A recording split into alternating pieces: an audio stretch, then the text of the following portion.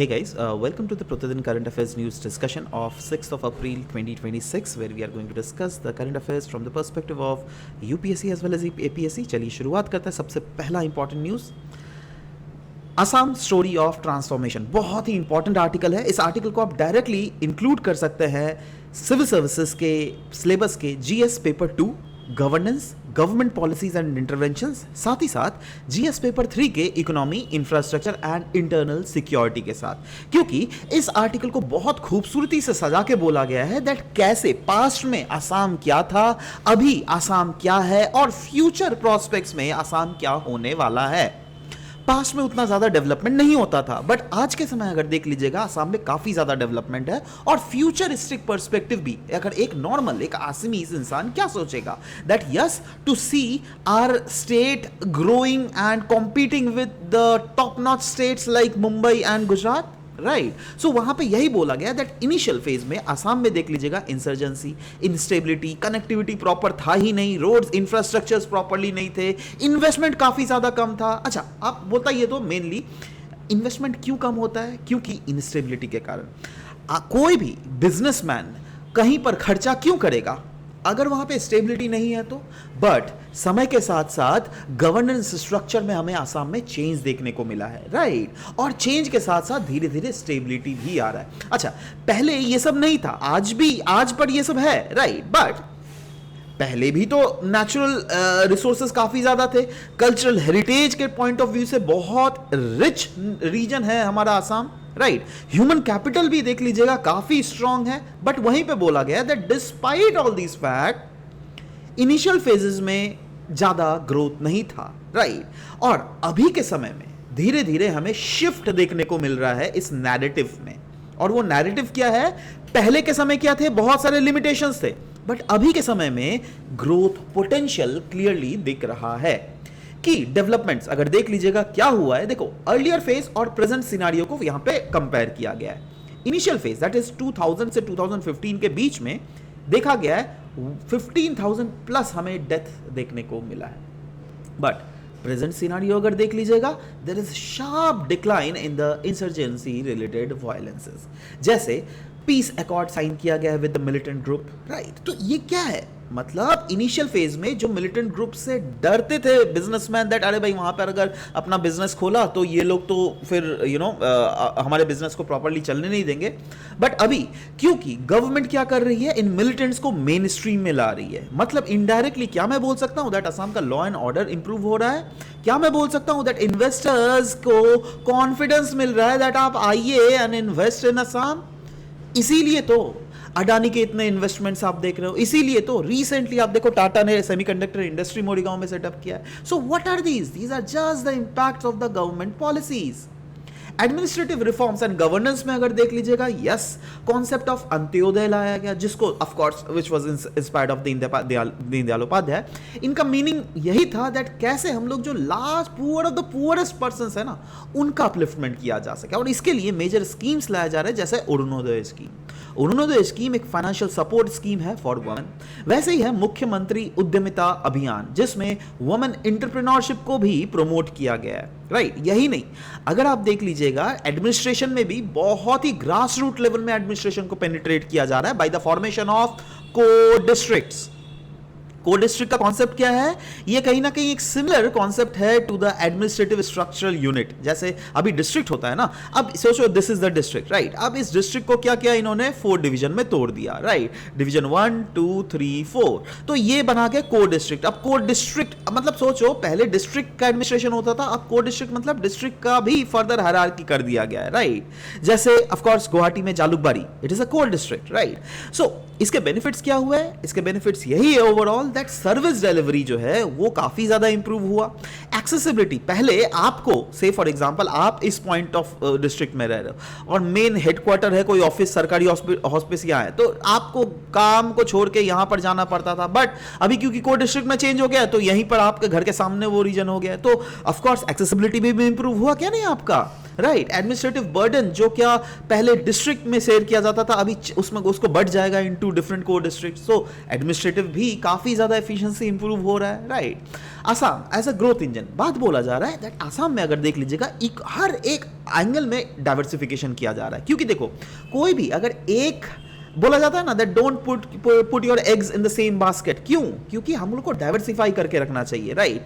Moving beyond, जैसे आप लोग ले लीजिएगा पहले क्या था, टी क्रूड्स के बीच में काफी ज्यादा रिलायंट था, वो पहले का जमाना का आसाम था दैट टी के कमाई के ऊपर और क्रूड ऑयल के कमाई के ऊपर ही रिलायंट थे। बट अभी धीरे धीरे एक्सपैंड हो रहा है क्या, आईटी सेक्टर, मैन्युफैक्चरिंग, हॉस्पिटैलिटी, इन सारे सेक्टर का एक्सपेंशन होते हुए हम लोग को देखने को मिल रहा है दैट यस इकोनॉमिकली डाइवर्सिफाई हो रहा है। इन्वेस्टमेंट के एस्पेक्ट में अगर देख लीजिएगा बहुत ज्यादा प्रमोशन हम लोग देख रहे हैं, जैसे एडवांटेज असम 2.0 का समिट कंडक्ट किया जा रहा है, मेमोरेंडम ऑफ अंडरस्टैंडिंग साइन किया गया है विद द फॉरेन कंट्रीज जैसे जापान, ह्यूमन कैपिटल में बहुत एक्सट्रीमली फोकस दिया गया है, skill development for the global employment इसको फोकस दिया जा रहा है, और विजन क्या है, विजन यही है दैट कैसे गिग वर्कर्स को जो है रिवर्स माइग्रेट किया जा सके। देखो क्या क्या है ना दैट जैसे अभी बहुत ऐसे लोग हैं जो क्या यहां पे अगर जॉब नहीं मिल रहा है ना, चले जा रहे दिल्ली, चले जा रहे मुंबई, राइट, और वहां पे भी किस में काम कर रहे हैं, gig worker, as a gig workers, right. मतलब ये जोमैटो, ओला, उबर, इस टाइप से, मतलब आप हर रोज अगर काम कीजिएगा तो ही आपको पैसे मिलेंगे, राइट। सो ये सब चीजों में कहीं ना कहीं फोकस दिया जा रहा है।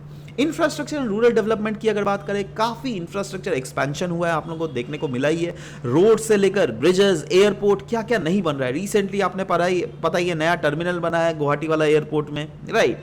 अर्बन डेवलपमेंट के एस्पेक्ट में देख लीजिएगा, हर समय ही बीच बीच में सुनोगे, हर महीने में कहीं ना कहीं फ्लाईओवर का उद्घाटन हो रहा है, लाइक मामा कर रहे हैं जाकर, राइट। रिवर फ्रंट प्रोजेक्ट्स चल रहे हैं, है ना। पहले गुवाहाटी क्या था, गुवाहाटी के आसपास क्या ब्रह्मपुत्र के आसपास कोई घूमने का एरिया था, अभी देख लीजिए तो कितना ज्यादा हो गया है, राइट। तो ये क्या है भाई, ये ओवरऑल जिससे जनता खुश रहे, राइट, जिससे इकोनॉमी को प्रमोशन मिले। वुमेन एंड सोशल वेलफेयर के अगर सेक्टर में देख लीजिएगा, Arunodoi is a very landmark scheme of the government of Assam, Nijut Moina scheme, Atmanirbhar Assam अभियान जिसमें यूथ एंटरप्रेन्योरशिप को प्रमोट किया जा रहा है। रूरल इनिशिएटिव्स भी बहुत ज्यादा लिए गए, जल जीवन मिशन जिसमें ड्रिंकिंग वाटर का एक्सेसिबिलिटी हर एक घर में जिससे इंश्योर किया जा सके, मुख्यमंत्री पाकीपात आसोनी स्कीम, राइट। उसके बाद जीवन सखी, एसएचजी बेस्ड लाइवलीहुड सिस्टम को प्रमोट किया जा रहा है। एसएचजी बोले तो सेल्फ हेल्प ग्रुप, जिसमें सोच से फॉर एग्जांपल कोई गांव में 20 महिलाएं हैं, राइट, तो 20 महिलाएं ने मिलकर एक सेल्फ हेल्प ग्रुप बना लिया।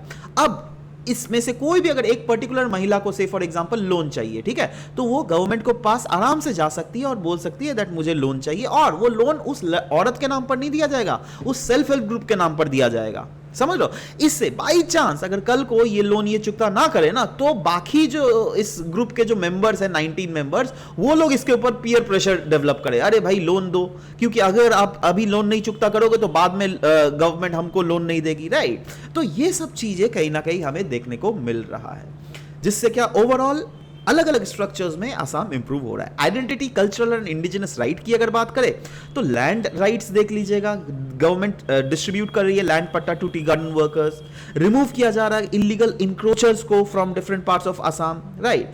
कल्चरल रिवाइवल की अगर बात करें, देखो कौन सा अगर आप कोई भी ट्रेडिशनल डांस ले लो, whether it be Bihu, whether it be Jhumur dance, whether it be Bagurumba, recently आपका बागुडुम्बा का परफॉर्मेंस, झूमर का भी परफॉर्मेंस हुआ था जहां पे नरेंद्र मोदी जी को भी बुलाया गया था, राइट। सो ये क्या किया जा रहा है, ये अल्टीमेटली कल्चर को बचाया जा रहा है, कल्चर को रिवाइव किया जा रहा है, सत्रास के लैंड्स को प्रोटेक्ट किया जा रहा है, राइट। वृंदावनी वस्त्र को लाया जा रहा है आसाम में। So what are these are the very good initiatives जिसके थ्रू क्लियरली यहां पे बोला गया that yes cultural and indigenous right को प्रमोट किया जा रहा है। फ्यूचर अगर रोड मैप देख लीजिएगा, वो भी आसाम का क्लियरली मेंशन है दैट डेवलपमेंट तो होगा आसाम में, बट वो कौन सा डेवलपमेंट, डिसेंट्रलाइज्ड डेवलपमेंट, जिसमें मेडिकल इंजीनियरिंग कॉलेजेस खोले जाएंगे हर एक डिस्ट्रिक्ट में।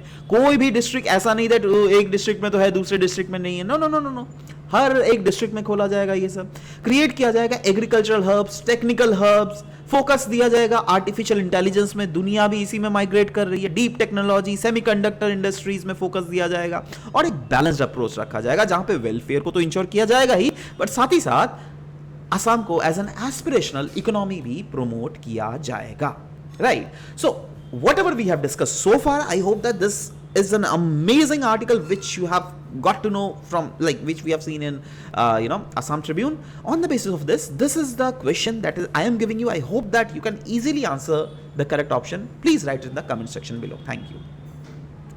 Next news, हम लोग यहाँ पे बात करेंगे, अगेन एक दूसरा आर्टिकल दिया गया है असम ट्रिब्यून में. This is women in politics, a democratic gap. GS paper 2 के इस टॉपिक एंड जीएस पेपर 1 के इंडियन सोसाइटी इसको डायरेक्टली रिलेट कर सकते हैं. बात किया जा रहा है इलेक्शंस के दौरान पॉलिटिकल पार्टीज जो है ना, वुमेन वोटर्स को टारगेट करने के लिए क्या क्या नहीं करती है. राइट, मतलब अपील तो पूरा करती है दैट हाँ प्लीज वोट दो ये वो, बट उनका रिप्रेजेंटेशन का जब बात आता है उनके पॉलिटिकल पार्टीज में, वो बहुत ही कम है. और मेन इशू क्या है यहाँ पे? मेन इशू यही है दैट पॉलिटिकल प्रोमिसेस अलग है और रियल जो वुमेन का रिप्रेजेंटेशन है कोई भी पॉलिटिकल पार्टीज में, एबीसीडी फॉर दैट मैटर, वो बहुत कम है. ना सवाल ये होता है ये क्यों मैटर इतना क्यों करता है? क्योंकि देखो, अगर हमारे देश में इफ 100 पॉपुलेशन है, राइट, तो उसमें 50 is main and 50 is women, है ना. तो मतलब वुमेन कॉन्स्टिट्यूट करता है कहीं ना कहीं 50% ऑफ द पॉपुलेशन. तो इसी, और ये इंश्योर क्या करता है? ये इंश्योर करता है इंक्लूसिव पॉलिसी मेकिंग. ये इंश्योर क्या करता है? एक बैलेंस्ड गवर्नेंस. ये इंश्योर क्या करता है? सोशल जस्टिस, जिससे सोसाइटी में जस्टिस फैले. राइट, एंशिएंट और माइथोलॉजिकल कॉन्टेक्स्ट में भी अगर देख लीजिएगा इंडिया में बहुत बड़े बड़े माइथोलॉजिकल एपिक्स है लिखे हुए, जैसे महाभारत, रामायणा. अब देखिए तो वहां पे वुमेन का रोल, कोई भी जो कॉन्फ्लिक्ट्स होता था उसमें उनका सेंट्रल रोल रहता था, कहीं ना कहीं उनका डायरेक्टली इन्वॉल्वमेंट होता था. राइट, वुमेन के डिग्निटी को बहुत ज्यादा रिस्पेक्ट किया जाता है. इनफैक्ट हमारे फ्रीडम स्ट्रगल में देख लीजिएगा ना, सरोजनी नायडू, कस्तूरबा गांधी, विजय लक्ष्मी पंडित, सावित्रीबाई फूले, यही नहीं, आसाम में भी वुमेन लीडर्स बहुत ज्यादा were very very famous. Kanaklata Barua ji, right, Bhogeswari Phukanani ji, उसके बाद चंद्रप्रभा शाइक्यानी. सो they are the one who have in the past fought for India as well as Assam. So yes, since the past ages, we have clearly observed that they had played a very very important role in the freedom struggle as well. But what is the present status of women representation in India? चलिए, अगर हम लोग बात करेंगे लोकसभा में 1952 में, पता है, सिर्फ आउट ऑफ 489 सिर्फ 22 वुमेन सी थी, मतलब 5%. जो क्या 17th लोकसभा में बढ़कर कितना हुआ, 74 to 78, दैट इज रफली अराउंड 14%. अरे भाई, जब देश में 50% वुमेन का पॉपुलेशन है तो 14% क्यों रिप्रेजेंटेशन दिया है? राज्यसभा में देख लो कि वुमेन का रिप्रेजेंटेशन सिर्फ 17% है. तो की कंसर्न क्या है? यस, वुमेन जब रिप्रेजेंट करती है इतना percent of the population of India, क्या उनका रिप्रेजेंटेशन इतना कम रहना चाहिए? नहीं, राइट, उनके रिप्रेजेंटेशन को हम लोग को ज्यादा बढ़ाना चाहिए. अगर असम में वुमेन का रिप्रेजेंटेशन देख लीजिएगा, उसके हिस्टोरिकल अगर हम लोग डेटा देखें, 1952 असेंबली में 3 womens were there out of 105. Highest जिसमें क्या था 2011 में, that was 14 women which accounted for रफली around 11% of the overall constituent, like overall the seats, right. But recent phase में देखो ये डिक्लाइन, 2011 का बात किया रहा, बट 2016 में तो और भी ज्यादा बढ़ना चाहिए था ना, ये तो घट गया 8. 2021 में भैया और भी बढ़ना चाहिए था 6. Can you see this data? Oh my goodness. Election trend की अगर बात करें, यस, 2021 में 85 women candidates were there versus इतना ज्यादा मेन कैंडिडेट. 2026 में एक्सपेक्टेड ट्रेंड जो है, again very low proportion of women candidates are there, right. तो ये सब चाहिए, कहीं ना कहीं हम लोग को चीजें देखनी पड़ेंगी दैट हाँ कहां पर लैग हो रहा है. ना सवाल ये भी होता है that what are the challenges to women का पॉलिटिकल पार्टिसिपेशन. मेजर चैलेंजेस है स्ट्रक्चरल बैरियर, क्योंकि हमारा सोसाइटी ही क्या है, पैट्रियार्कल सोसाइटी. मर्द सब समय आगे रहते हैं, they always want to be at the top, right. There is lack of political support. कहीं ना कहीं वुमेन्स को जो है सेफ सीट्स नहीं दिए जाते हैं, राइट, जहां पे उनके competitors are very very strong, उनको खड़ा कर दिया जाता है अगर मेल कॉम्पिटिटर्स हो तो, राइट. पॉलिटिकल फैक्टर्स अगर देख लीजिएगा, पार्टी भी कहीं ना कहीं सिंबॉलिक कमिटमेंट ही दिखाती है, कोई रियल इंक्लूजन नहीं दिखता है उनका, राइट. सोशियो इकोनॉमिक अगर फैक्टर्स देख लीजिएगा, yes, resource wise, political exposure wise they are very very limited, right. So one reservation act 2023 जो लाया गया था, उसके की फीचर्स क्या थे? यस, इसको इस एक्ट को हम लोग नारी शक्ति वंदन अधिनियम भी के नाम से भी जानते हैं, जिसमें बोला तो गया है 33% वो रिजर्वेशन दिया जाएगा for women, not only in Lok Sabha, union का लोकसभा में तो दिया ही जाएगा, बट स्टेट असेंबली के भी जो इलेक्शन है ना वो भी। बट ये कब से लागू होगा? अभी से नहीं, 2029 के बाद से लागू होगा। और ये कब लाया गया था? 106 कॉन्स्टिट्यूशनल अमेंडमेंट एक्ट के द्वारा लाया गया था। बट इसके भी लिमिटेशंस है, दैट इसका इंप्लीमेंटेशन जैसे कि मैंने बोला 2029 से, मतलब अगर असेंबली सीट्स देख लीजिएगा और भी लेट से होगा, राइट। डिलिमिटेशन एक्सरसाइज भी इसके किया जाएगा और इसकी वैलिडिटी 15 ईयर्स के लिए रहेगी। अनडाउटेडली मुझे लगता है दैट 15 ईयर्स ऑफ कोर्स बढ़ता रहेगा समय के साथ साथ, बट यस वही बोला गया ना, वैलिडिटी एक लिमिट कैप लगा दिया गया है यहाँ पर। सो whatever we have discussed so far, उसके बेसिस पे again this is MCQ and I hope that these both the MCQs which ever we have discussed today is very very important, जिसके जो करेक्ट आंसर है और PDF के साथ आपको link नीचे डिस्क्रिप्शन सेशन में दे दिया जाएगा, आप वहां पे जाके इसको डायरेक्टली डाउनलोड भी कर सकते हैं। So this was all about the discussion that we had. मिलते हैं नेक्स्ट सेशन में, till then bye bye, take care.